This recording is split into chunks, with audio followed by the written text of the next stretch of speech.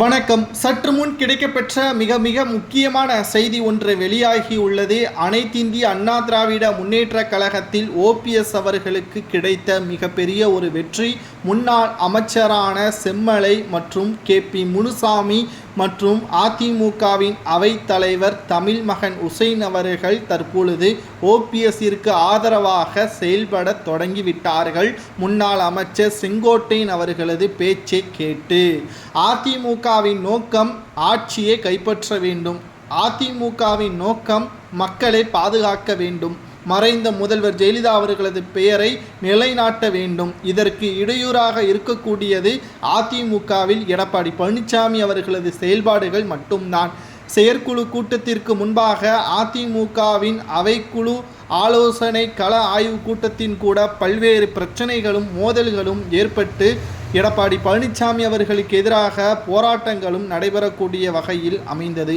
அனைத்திந்திய அண்ணா திராவிட முன்னேற்ற கழகத்தில் ஓபிஎஸ்ஸிற்கு ஆதரவாக பல நிர்வாகிகள் அவருக்கு பின்னால் சென்றபொழுதும் அவர்களை கட்சியிலிருந்து நீக்கினார் எடப்பாடி பழனிசாமி அவர்கள். இதனால் கடும் கோபம் அடைந்த எடப்பாடி பழனிசாமி அவர்களுக்கு எதிராக ஒன்றுமையாக ஓபிஎஸ் அவர்களுக்கு பின்னால் சில மாவட்ட செயலாளர்களும் தென் மாவட்ட நிர்வாகிகளும் ஓபிஎஸ்ஸிற்கு மிகப்பெரிய ஒரு ஆதரவுகளையும் கொடுத்தார்கள்.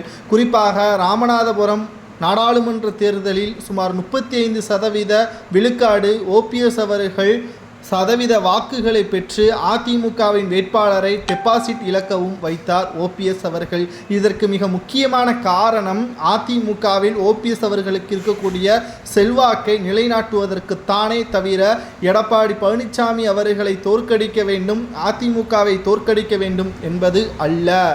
ஏனென்றால் அப்படி தோற்கடிக்க வேண்டும் என்றால் தாமரை சின்னத்தில் பாஜகவுடன் இணைந்து செயல்பட்டிருந்தால் இன்று அவர் பாஜகவின் துணைத் தலைவராக கூட வந்திருக்கலாம், அல்லது ஆளுநராக கூட அவர் பொறுப்பேற்றிருக்கலாம் என்ற பல்வேறு அவருக்கு பதவிகளும் வீடு தேடி வந்ததையும் நாம் பார்த்திருப்போம். ஆனால் அதிமுக நன்றியாக இப்பொழுது வரை மறைந்த முதல்வர் ஜெயலலிதா அவர்களுக்கு இருக்கக்கூடியவர் ஓபிஎஸ் என்றும் தற்பொழுது அவருக்கு ஆதரவாக பல்வேறு நிர்வாகிகளும் தங்களது கருத்துக்களை தெரிவித்து வருகிறார்கள். நேற்று அதிமுக உரிமை மீட்பு குழு ஆலோசனை கூட்டத்தில் எடப்பாடி பழனிசாமி அவர்களுக்கு எதிராக தீர்மானங்களும் நிறைவேற்றப்பட்டுள்ளது.